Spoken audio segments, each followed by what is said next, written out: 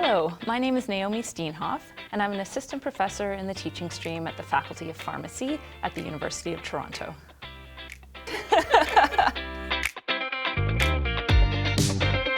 This year, I'll be focusing on something called pre-testing. Pre-testing is when you test students or learners on concepts you haven't taught them about and they probably don't know much about. I'll be talking about why this might work in your classroom, how I've used it in my courses, and some of the theories that this is based on so that you can transfer this into your own classroom.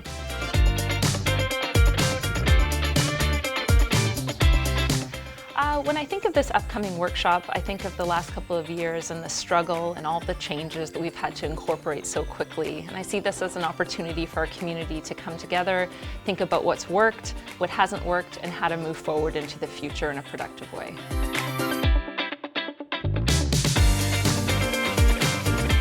Lately, I've gotten into swimming. It's a really good way to de-stress and to shift gears at the beginning of the day or sometimes at the end of the day as I transition to my home life.